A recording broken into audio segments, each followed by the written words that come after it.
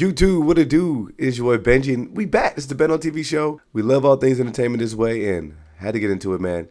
Just watched Sinners. I've been trying to do this thing where I don't watch too many trailers leading up to the movie, so I was glad to kind of come into this with a pretty open mind. I did get the spoiler, which I'm going to go ahead and drop a spoiler alert right now. Okay? If you're still logged into the video, just know we spoiling stuff. I got the spiel that it was going to be vampires tied into the plot. Didn't know how, but I said, you know what? I'm in. When the world of remakes, it's a good thing that we can switch it up a little bit. So the movie follows two brothers, twin brothers as a matter of fact, and they're distinct with a lot of their wardrobe styling, pretty much. That's it.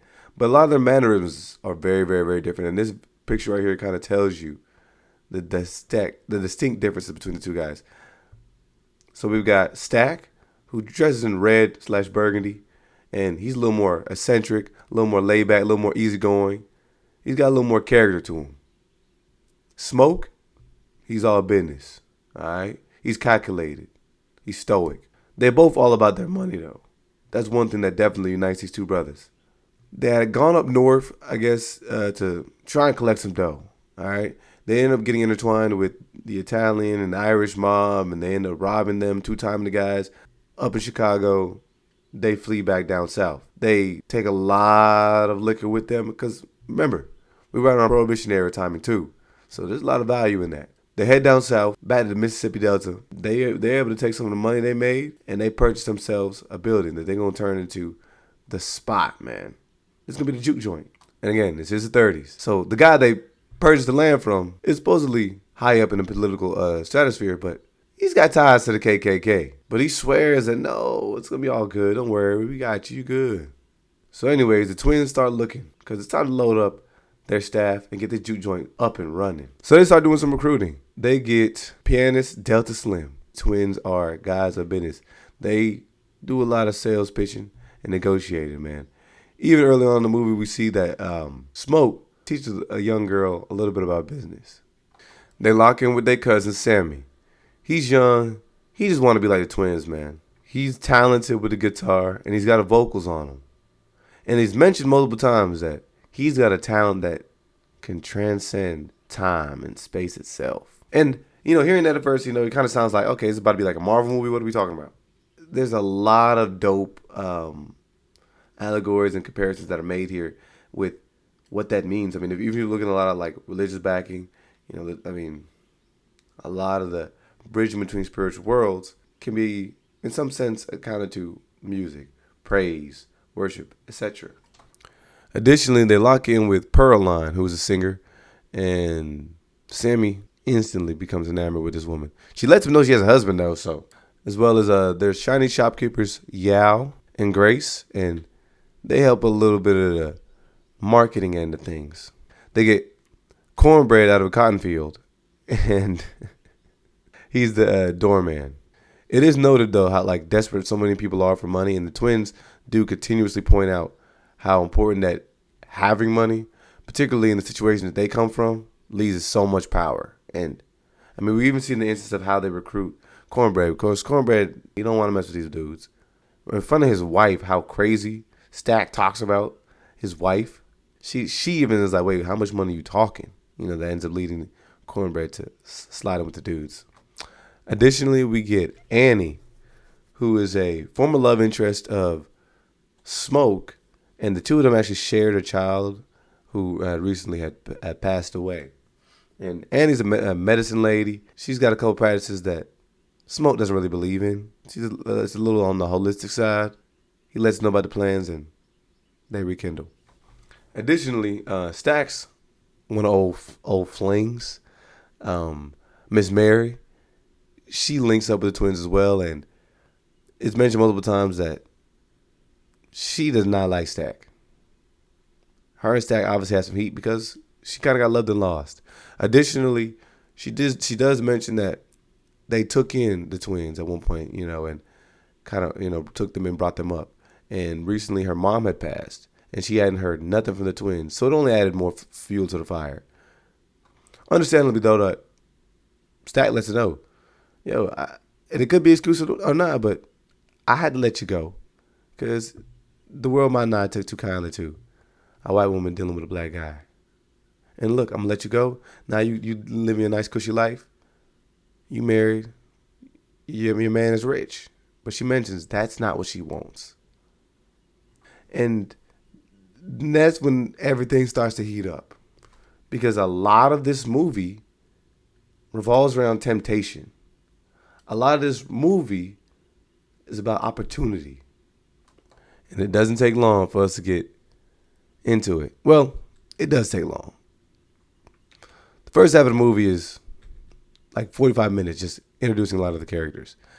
And we get introduced to this strange scenario where this man is stumbling down the field, Remick, and he finds him a couple people to just try and help him out, man. He's on the run. Some very bad people are after him, and he just needs sanctuary from these two folks here who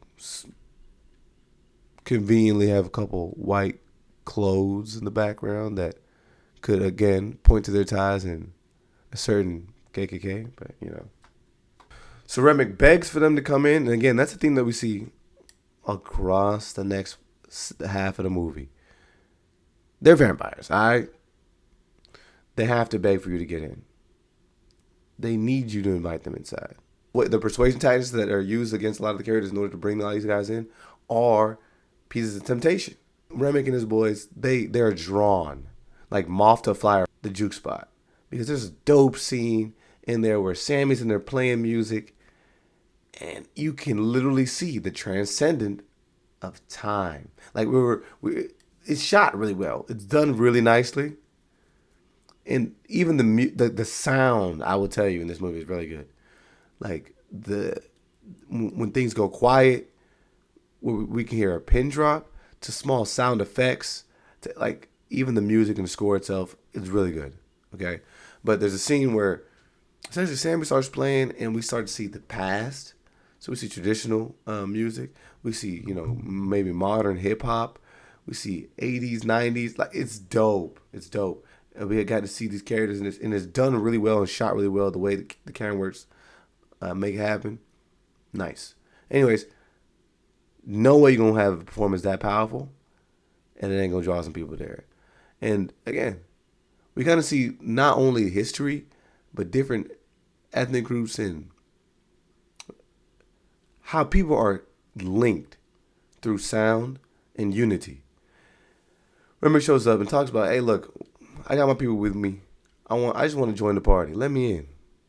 They don't let him in. And for good reason. The twins are already in hot water because of who they bought this place from and for what the ramifications could be of them letting a couple fair-skinned folk inside at this time. At the end of the day, it doesn't take long because Mary wants to be the savior. And so she steps outside and gets taken down. And we begin to see, like I said, these people all fall into temptation. And it's dope because a lot of the movie plays upon itself. Like, we see a lot of lines regurgitated and maybe thrown back at each other. Like, for example, when those people tried to come in with Remick,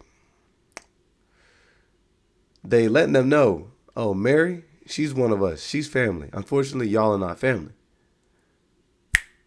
When Mary is turned and she comes in, she throws it back at everybody. We family. We family. So she seduces Stack. Again, temptation. And she turns him. And the rest of this movie just begins a war. All-out war against the vampires. And each character is tempted with opportunities for them to leave, to turn on the people that are around them. And there becomes like an instant tension that's built up throughout this movie because of what we might believe could happen. Who's going to turn on who? Who's really legit? What's going on? There's a funny even moment where they believe they have a dead body in there and they start forcing each other to eat cloves of garlic, thinking that somebody in there is a vampire. But at the end of the day, the guy that looked like he was bathed in a pool of blood just had wine spilled and was absolutely drunk in there. and they threw him outside for him only to be taken down by vampires. But yeah, again, they continue to bring up like different communities, societies, religion, and a lot of aspects that I think they could easily be touched on, like from like a surface level standpoint to super, super, super, super deep. But a lot of what Remic's marketing ploy is, and the thing that makes the vampires a little strange, is how happy they are. Because in a time that everything was so divisive, there was so much heat following World War One. There was so much heat following, slavery. They're in the midst of Jim Crow and Prohibition. I'm trying to offer you an opportunity of unity. We don't look at your skin color. Everybody can get bit. Everybody can join my family. We're not divisive over here. It's all love. In a world full of hate, it's all love. And we brought together by this music. Y'all want to use this blues, this jazz, this opportunity to hold it to yourselves? The music brings each other in. And there's even a dope scene where Remick, dance to these Irish tales, and we get some dope scenes. Like it almost plays like a musical, but everything fits so well. It's not like one of the musicals where people are eating lunch and then everybody just breaks into a dance move. They're really, really, really well done when they break into songs, because it all literally makes sense based on the plot. Even Brother Stack, as he tries to convince Smoke to join them, he talks about how much peace that there is and freedom that there is, or I guess in the world of the undead. So after the guys battle out, literally everybody gets slaughtered except for Smoke and Sammy. And Sammy's able to take his guitar, really bash Remick on top of the head.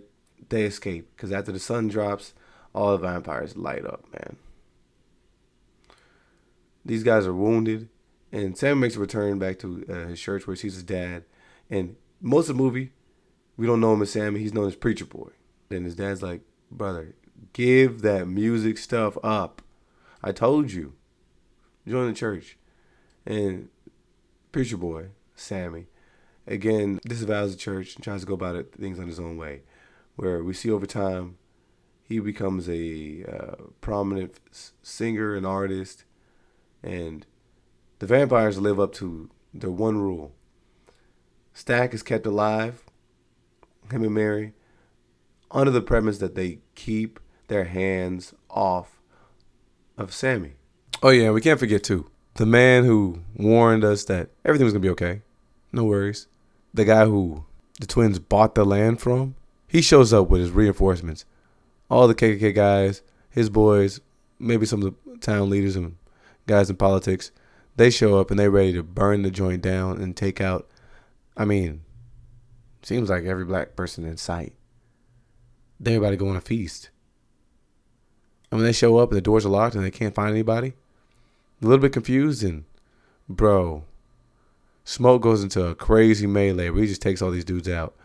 And then after he's mortally wounded and he's starting to fade in and out of consciousness, he's stepping toes on the afterlife. He gets a little vision about Annie and the kid, and she's like, join us. So after getting his retribution, and it could have been cathartic for a little bit. For what they had to go through, the reason that they're even at this point. And in some sense, it maybe could be a feeling that Smoke has that he's doing something right for the community, for the people around him and his people. He's paying things forwards, taking these guys out, eliminating the hate before stepping over to be with his wife and kid. It's gory, but yeah. Smoke is a military man for sure. We even get a couple scenes like after the movie credits where 1992, at the Sammy's old, we see Stack and Mary, who are unaged. They show up and they try to convince him another time to join them. He says, no, I'm good. I pretty much live the law I need to live. And they let him rock out and they go about their business. But, yeah, man, really good movie. I have to say, y'all know I'm typically a tough critic on a lot of things over here, but very good. I will say there's a couple scenes I think in the end it starts to become a little sloppy in regards to maybe the camera work and then even like some of the CG and shots. But there are, like I said, for the majority of the movie, some really good like still shots, some really good one take shots. They did a good job, and of course, I mean, I actually might check it out on IMAX because I know Coogler did mention that's the way to see it because they did a lot of work, shooting things on like 70 millimeter, 68 millimeter, whatever. So I think having that full experience and being able to watch that in IMAX, I think will be important. So I'll check that out definitely probably again in theaters. So support this movie. Catch me to the next one.